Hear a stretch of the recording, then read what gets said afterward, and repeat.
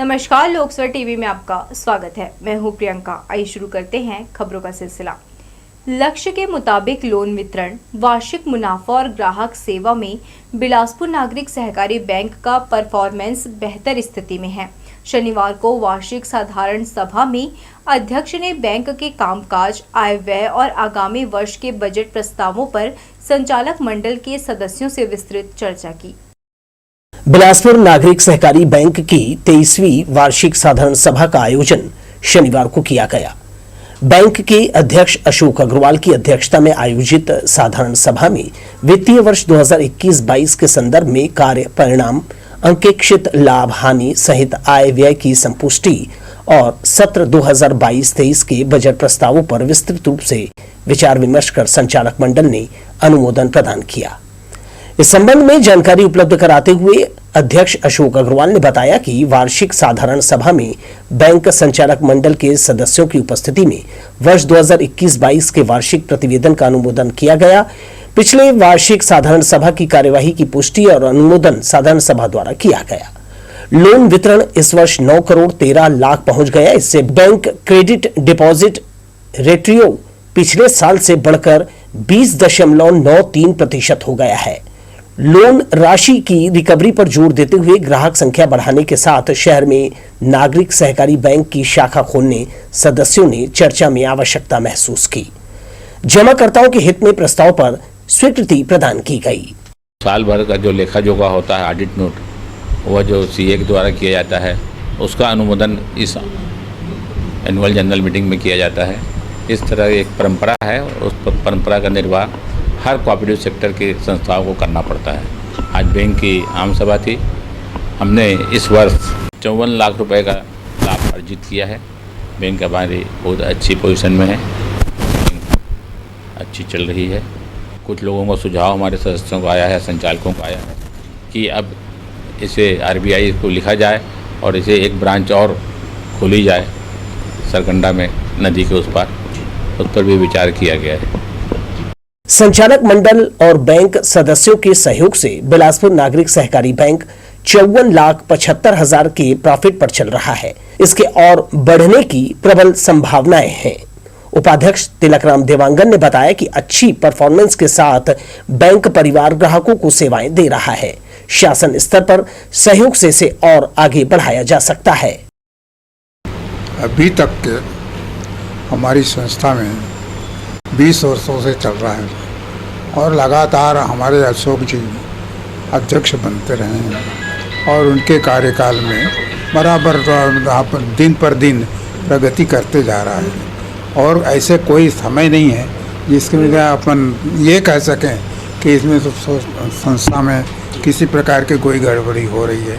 शासन की तरफ से जिस प्रकार पिछले 20 साल के पूर्व और शासन जो थी वो हमको जिस प्रकार के हमको सहयोग देती थी, आज वो स्थिति आज नहीं है। अन्य राष्ट्रीयकृत बैंकों की तुलना में नागरिक सहकारी बैंक मकान पर 7% और वाहन खरीदी पर 7.5% ब्याज दर पर लोन उपलब्ध करा रहा है। सदस्यों ने इसके प्रचार प्रसार पर जोर दिया। कैमरामैन राजा खान के साथ Dilip Jagwani, Lok Sabha TV, Bilaspur. Achanakmar tiger reserve 1 अक्टूबर से पर्यटकों के लिए नहीं खुलेगा। लगातार बारिश के कारण एटीआर में सैलानियों को चलने फिरने में भारी दिक्कत को देखते हुए प्रबंधन ने यह निर्णय लिया है। जगह जगह फैला कीचड़ वाहनों की राह में बड़ी बाधा है। इसके अलावा अचानकमार क्षेत्र में पुल पुलिया भी क्षतिग्रस्त हो गए हैं। बारिश का पानी सूखने और मरम्मत के बाद सैलानियों के लिए इसे 1 नवंबर से खोला जाएगा। इस साल 1 जुलाई से अचानकमार टाइगर रिजर्व में भ्रमण पर प्रतिबंध लगा दिया गया था, लेकिन इस बार बारिश का क्रम सितंबर अंत तक बना हुआ है। इसे देखते हुए प्रबंधन ने अभ्यारण्य खोलने की तारीख 1 माह बढ़ा दी है। कलेक्टर सौरभ कुमार की अध्यक्षता में जिला स्तरीय खनिज टास्क फोर्स की बैठक हुई थी, जिसमें उप संचालक खनिज ने वित्तीय वर्ष 2021-22 में अवैध खनिज परिवहन के 482 प्रकरण, अवैध खनिज उत्खनन के 67 और खनिज भंडारण के 15 प्रकरण दर्ज कर 1,44,00,000 रुपए अर्थदंड जमा कराने की जानकारी दी थी, जबकि कलेक्टर ने खनिज का अवैध परिवहन और उत्खनन करने वालों के खिलाफ सख्त कार्रवाई की बात कही थी। लेकिन खनिज विभाग के अधिकारियों द्वारा उनके निर्देशों का पालन नहीं किया जा रहा है। बंद खदानों से रोजाना धड़ल्ले से रेत का अवैध उत्खनन और परिवहन किया जा रहा है, जिसके कारण रेत के दाम में आग लगी है। बिलासपुर रेल मंडल के अधिकारियों ने उसलापुर स्टेशन तक सड़क चकाचक जरूर बना दी है, लेकिन स्टेशन के आगे सड़क की हालत बेहद खराब है। 1-1 फीट गहरे गड्ढों में गाड़ियों का निकलना मुश्किल हो जाता है, जिसके कारण आसपास के लोगों में रेलवे के प्रति खासा आक्रोश है। आदर्श स्टेशन बनाने के नाम पर उसलापुर रेलवे स्टेशन का विकास किया जा रहा है। इस सिलसिले में स्टेशन के अंदर तो काम हो ही रहा है, स्टेशन के बाहर भी सड़क चकाचक बना दी गई है। इससे स्टेशन आने जाने वालों को किसी तरह की समस्या का सामना नहीं करना पड़ रहा है, परंतु इसके आगे ढोल में पोल है। स्टेशन के आगे रेलवे कर्मचारियों के लिए क्वार्टर बनाए गए हैं। इसके सामने की सड़क पिछले कई सालों से ध्वस्त है। सूखे दिनों में तो लोग इस सड़क से किसी तरह आना जाना कर रहे थे, लेकिन इस बार की बारिश में सड़क पूरी तरह खराब हो गई है। सड़क में सैकड़ों छोटे बड़े गड्ढे आपको दिखाई देंगे। गहरे गड्ढों में पानी भरा होने से इस पर पैदल चलना तो असंभव है। लोग वाहनों से भी आना जाना नहीं कर पा रहे हैं। आसपास की कई कॉलोनियों की यह कनेक्टिंग रोड है। हजारों लोगों को मजबूरी में इसी सड़क से गुजरना पड़ता है। सड़क की मरम्मत नहीं कराए जाने के कारण इस सड़क के किनारे रहने वाले रेलवे कर्मचारी नारकीय जीवन जी रहे हैं। आसपास की कॉलोनियों में रहने वाले हजारों लोगों को भी भारी परेशानियों का सामना करना पड़ रहा है। भारी भरकम गड्ढों के कारण 500 मीटर की सड़क पार करने में लोगों की हालत खराब हो जाती है। लोकसो टीवी के लिए कैमरामैन जय साहू के साथ भूपेंद्र सिंह राठौर की रिपोर्ट। कटनी सेक्शन में 37 ट्रेनें रद्द हैं। ट्रेन सुविधा नहीं होने से स्टेशनों में सन्नाटा पसरा हुआ है। उसलापुर में लाइसेंसियों ने स्टॉलों में ताला जड़ दिया है। ठीक त्योहारी सीजन में रेलवे ने इनका व्यवसाय ठप कर दिया है, जिसके कारण स्टॉल संचालक निराश हैं और कहीं न कहीं आर्थिक समस्याएं भी आने लगी है। ट्रेनों के रद्द होने से केवल यात्री परेशान नहीं है, रेलवे स्टेशन में संचालित स्टॉलों के संचालकों के सामने भी आर्थिक दिक्कत आने लगी है। कोरोना की वजह से 2 साल से वैसे ही स्टॉल बंद थे। बड़ी मुश्किल से व्यवसाय पटरी पर आ रही थी कि इस बार रेलवे ने उनके व्यवसाय ठप कर दिया। वैसे भी कटनी रेलखंड में ट्रेनें कम थी, केवल प्रमुख ट्रेनों का परिचालन हो रहा था, उसे भी रेलवे ने उठाकर रद्द कर दिया है। अब हालात यह हैं कि दिन भर में बमुश्किल 3 या 4 ट्रेनें ही इस सेक्शन में चलती हैं। ये ट्रेनें छोटे स्टेशनों में तो ठहरती नहीं, इसलिए यहाँ के स्टॉल तो पहले ही बंद हो गए हैं। अब उसलापुर स्टेशन में अधिकांश स्टॉल बंद हैं। दरअसल इसे लाइसेंसियों ने ही बंद कर दिया है। ट्रेन नहीं होने के कारण यात्री भी नहीं है। बिना ग्राहकी की वजह से स्टॉल खोलकर कौन नुकसान कराएगा, इसलिए पूरे समय स्टॉल बंद रखा जाता है। कम से कम बिजली व कर्मचारी का खर्च तो बचेगा। लाइसेंसी स्टॉल संचालक रेलवे से नाराज हैं, पर खुलकर विरोध भी नहीं कर सकते, क्योंकि उन्हें मालूम है कि उन्हें इसका खामियाजा भुगतना पड़ सकता है। इसलिए संचालकों द्वारा स्टॉल बंद कर दिया गया है। मालूम हो कि अभी त्योहारी सीजन है, इस दौरान स्टॉलों में अच्छी ग्राहकी रहती है, पर रेलवे ने इसी सीजन में अधोसंरचना से जुड़े कार्यों को पूरा करने का निर्णय लेकर लाइसेंसियों को परेशान कर दिया है। लोकसो टीवी के लिए कैमरामैन जय साहू के साथ भूपेंद्र सिंह राठौर की रिपोर्ट। बिलासपुर रेलवे जोन के अफसर 17 साल से रेलवे बोर्ड के आदेश को दरकिनार कर मनमानी कर रहे हैं। कोयला डस्ट फैलने से रोकने के लिए प्रत्येक वैगन को साइडिंग से ही तिरपाल से ढकने के आदेश का यहां खुला उल्लंघन किया जा रहा है। कोयला वैगनों से रास्ते भर डस्ट और प्रदूषण फैलने की लगातार मिल रही शिकायतों के बाद रेलवे बोर्ड ने 20 अक्टूबर 2006 को एक आदेश जारी कर जोन के परिचालन और डिस्पैच विभाग को निर्देशित किया था कि साइडिंग से जो भी मालगाड़ी कोयला लेकर बाहर निकलेगी उसके वैगन पूरी तरह से ढके होने चाहिए ताकि रेलवे और निजी क्षेत्र में प्रदूषण फैलने से रोका जा सके। इसके उलट रेलवे अफसर खुले में कोयला ढुलाई करा रहे हैं। यही नहीं, 2 मालगाड़ियों को जोड़कर चलाया जा रहा है। इससे बड़े पैमाने पर कोयला डस्ट उड़ रहा है। नवभारत के अखिल भारतीय फुटबॉल टूर्नामेंट से शहर के खेल प्रेमियों में उत्साह दिखाई दिया। आयोजन के 8वें दिन रेलवे मैदान में 2 सेमीफाइनल मुकाबले हुए। जनप्रतिनिधियों ने खिलाड़ियों को शुभकामनाएं दी। रेलवे एनी मैदान में दर्शक नवभारत के अखिल भारतीय फुटबॉल टूर्नामेंट का आनंद ले रहे हैं। शनिवार को यहां 2 सेमीफाइनल मुकाबले हुए। महिला और पुरुष वर्ग में हुए मैच देखने दर्शकों की भारी भीड़ जुट रही है। मैच शुरू होने से पहले दोनों ही टीम के खिलाड़ियों से जनप्रतिनिधियों ने मुलाकात की और उन्हें शुभकामनाएं दी। आमंत्रित मेहमानों में महापौर रामशरण यादव ने इस अवसर पर कहा, खेल क्षेत्र में उत्साह लगातार बढ़ रहा है। इसका श्रेय नवभारत परिवार को जाता है। रुचि रखने वालों के लिए ये बेहद अच्छा अवसर है। खेल वातावरण निर्मित होने से युवाओं को दिशा मिल रही है। सामाजिक समरसता के साथ साथ बिलासपुर में लगातार खेल जगत में एक नया आयाम करने जा रहा है, क्योंकि चाहे हॉकी का क्षेत्र हो, चाहे फुटबॉल का क्षेत्र हो, चाहे वो कबड्डी का क्षेत्र हो, चाहे क्रिकेट का क्षेत्र हो, लगातार कई वर्षों से इस तरह का प्रतियोगिता का आयोजन नवभारत परिवार के द्वारा किया जा रहा है। इसमें सबसे प्रमुख बात यह है क्योंकि इस मैदान में रेलवे मैदान फुटबॉल ग्राउंड के नाम से जाना जाता था। छत्तीसगढ़ टूरिज्म बोर्ड के अध्यक्ष अटल श्रीवास्तव ने खेल क्षेत्र में नई पौध तैयार करने के लिए नवभारत को बधाई दी और कहा, उनके प्रयासों से देश की नामी फुटबॉल और हॉकी की टीमें शहर पहुंची है। इससे युवाओं को उनसे सीखने का अवसर मिल रहा है। कहीं ना कहीं साबित करता है कि 14 साल में अखिल भारतीय फुटबॉल टूर्नामेंट पूरे भारत में अपना स्थान, बिलासपुर का स्थान बनाया। इसके लिए नवभारत को बहुत बहुत धन्यवाद। इसके पहले हॉकी भी हुआ था, उसमें भी ऑल इंडिया की सभी टीमें बिलासपुर में हॉकी में एस्ट्रोटर्फ में आती हैं, उसके लिए भी नवभारत को धन्यवाद। और बैडमिंटन के बहुत सारे प्लेयर अब हमारे छत्तीसगढ़ से इंडिया रिप्रेजेंट कर रहे हैं, जो कि नवभारत के टूर्नामेंट में आकर्षी कश्यप यहाँ आई थी। आज इंडिया नंबर 2 है, वो आज इंडिया को रिप्रेजेंट कर रही है। तो कहीं ना कहीं सबका श्रेय थोड़ा नवभारत परिवार को जाता है। कार्यक्रम में पहुंचे अटल श्रीवास्तव, महापौर रामशरण यादव, जिला पंचायत अध्यक्ष अरुण सिंह चौहान, जिला सहकारी केंद्रीय बैंक के अध्यक्ष प्रमोद नायक,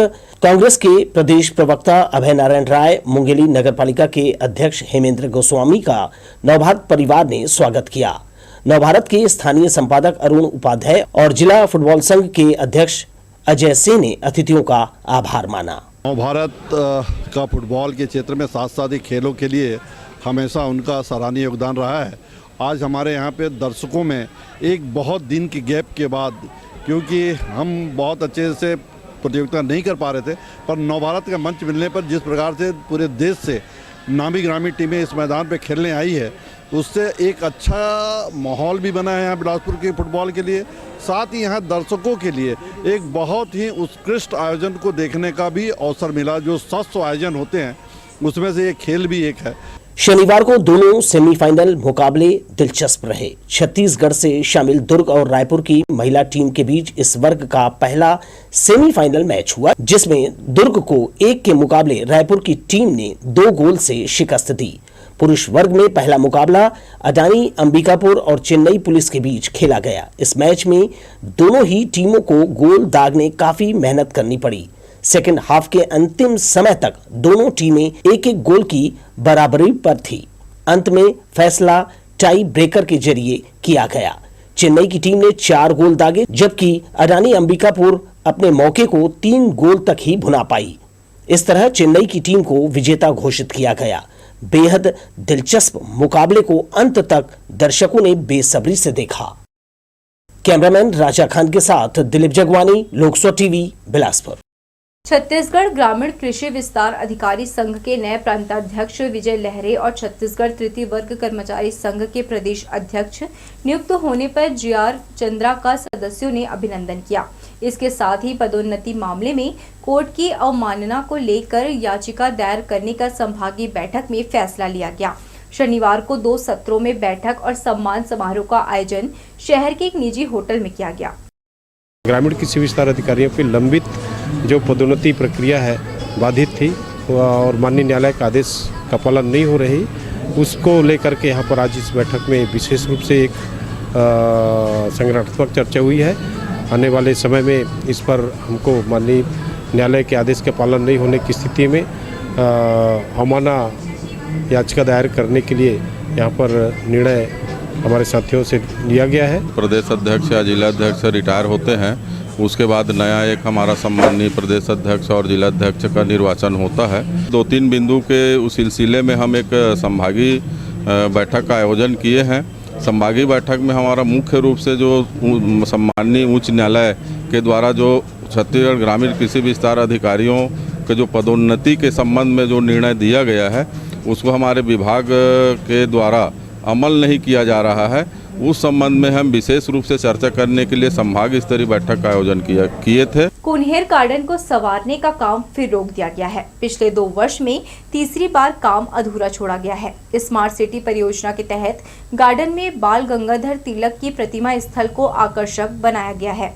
फाउंटेन में सुधार कर लिया गया है।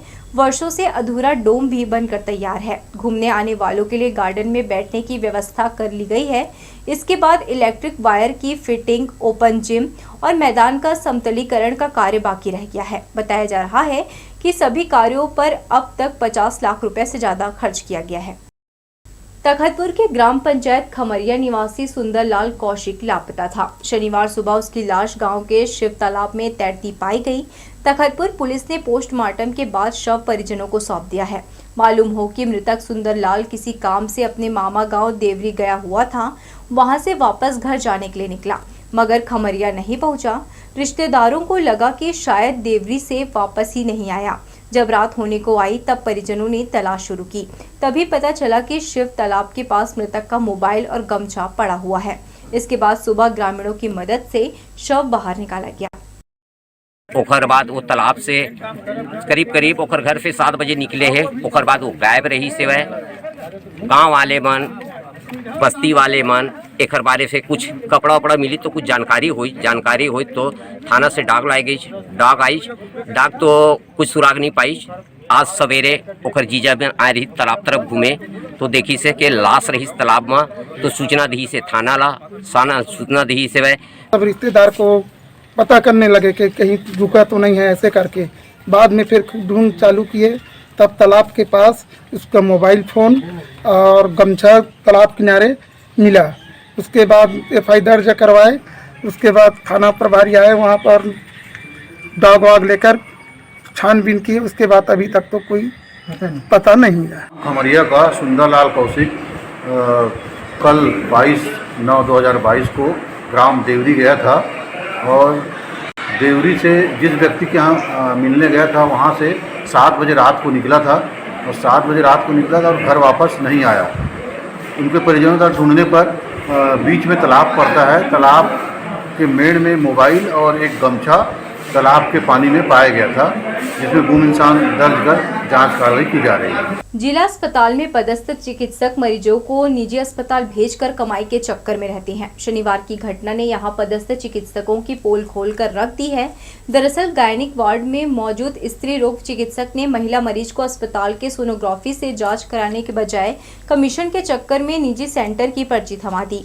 यही नहीं, इस छोटे चुटके में बतौर रेफरेंस अपना नाम भी लिख दिया। करोड़ों खर्च कर सरकारी अस्पतालों में शासन मशीनें मुहैया कराता है, लेकिन स्वार्थपरस्त सरकारी चिकित्सकों की इन हरकतों से जरूरतमंदों को समय पर इसका लाभ नहीं मिलता। फैमिली कोर्ट में सुलह के बाद वकील को फीस देने एटीएम से रुपए निकाल रहे कोयम्बटूर निवासी श्रीनिवास AK पटनायक अचानक चक्कर खाकर गिर पड़े। आनन फानन में आसपास मौजूद लोगों ने इमरजेंसी सेवा को फोन किया और उन्हें अस्पताल भिजवाया। परिचित वकील ने बताया कि श्रीनिवास को इससे पहले भी मिर्गी के दौरे पड़े हैं, लंपी वायरस की रोकथाम के लिए जिला प्रशासन ने अतिरिक्त सतर्कता बरतना शुरू कर दिया है। कलेक्टर सौरभ कुमार ने एक आदेश जारी कर जिले के सभी मवेशी बाजार के संचालन पर रोक लगा दी है।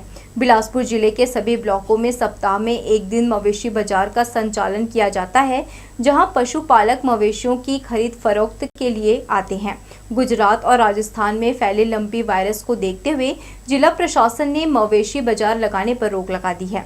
संक्रमण समाप्त होते ही साप्ताहिक बाजार पर लगी रोक हटा दी जाएगी। ऑनलाइन क्लासेस के माध्यम से युवाओं को बेहतर शिक्षा और गुणवत्तापूर्ण शिक्षा देने के लिए कंपटीशन कम्युनिटी अपनी महत्वपूर्ण भूमिका अदा कर रही है।